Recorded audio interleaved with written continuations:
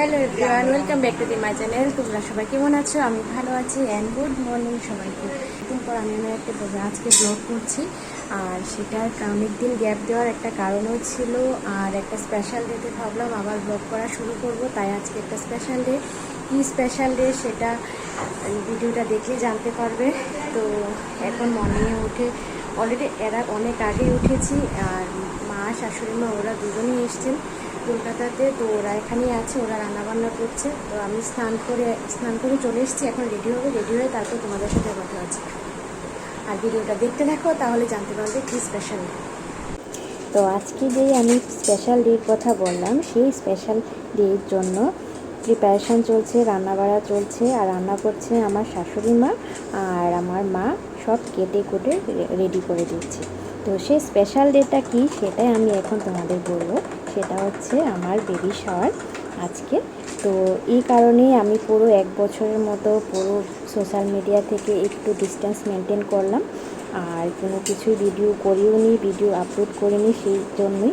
তো ভাবলাম একটা স্পেশাল ডেতেই সেটা ভিডিও শুরু করব আবার। তো তাই তো এই দেখো আমার মা এখানে সব কিছু কেটে কুটে রেডি করে দিচ্ছে, আর এখানে শাশুড়ি মা রান্না করছে।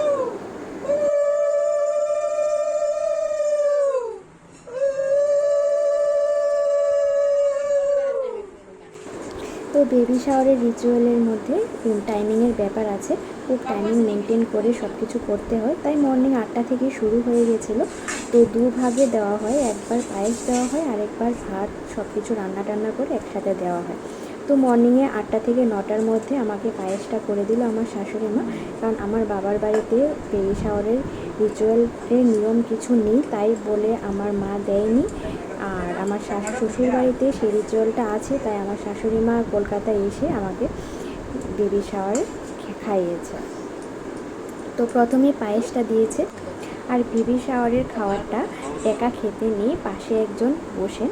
তো যেহেতু আমি বাড়িতে নেই, তাই এরকম কেউ ছিল না, শুধু আমার বোনের হাজব্যান্ড ছিল যে খাবারটা খেতে পারবে। তাই সেইভাবে আমার বোনের হাজব্যান্ডকে ওকে বসানো হলো। ওকে আমি ফার্স্ট পায়েসটা থেকে 3বার মা বললো খাইয়ে দিতে, তাই 3বার ওকে খাইয়ে দিলাম, তারপর আমি নিজে খেয়েছি।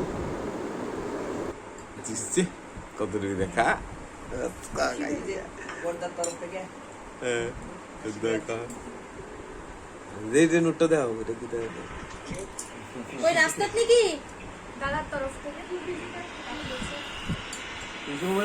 তো দাদা মানে আমার ভাসুর, ওরা তো কলকাতায় আসতে পারেনি, শুধু আমার শাশুড়ি মা এসছে। তো দাদা আসতে পারেনি বলে মায়ের কাছে বেবি শাওয়ারের গিফট হিসাবে টাকাটা পাঠিয়ে দিয়েছিল মায়ের কাছে। তো সেটাই আমাকে দিয়েছে।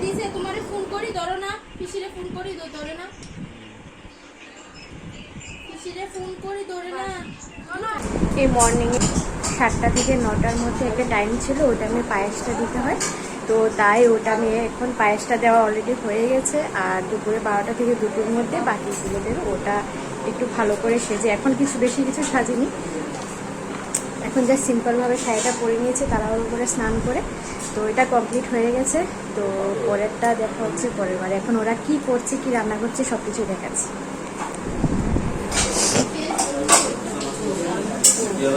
এখানে রান্না হচ্ছে, আমার শাশুড়ি মা রান্না করছে। আচ্ছা, আর আরেকটা জিনিস বলা হয়নি, সেটা হচ্ছে যে বেবি শাওয়ার দিয়েছিল আমার 19 মেতে, আর তারপর ভিডিওটা তৈরি করা হয়নি বলে আমি আপলোড করতে পারিনি, ওয়েট করছিলাম একটা টাইমের জন্য। বাকি রান্না সব রেডি হচ্ছে। আর এখানে প্রিপারেশন চলছে দুপুরের লাঞ্চের জন্য, লাঞ্চে কি খাওয়াবে সেটার প্রিপারেশন চলছে।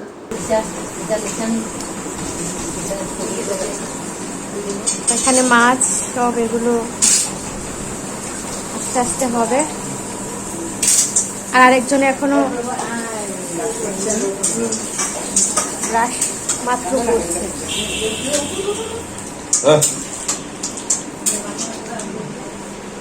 আমরা এখন মর্নিংয়ে খাওয়া দাওয়া করে একটু আশ্রমে যাচ্ছি, হরিওম আশ্রমে।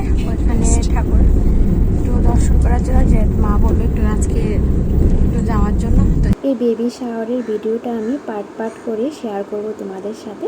তো আজকের মতো এই ভিডিওটা এতটুকুই করলাম, বাকিটা আমি নেক্সট ভিডিওতে শেয়ার করে দিচ্ছি। Till then tata, bye by.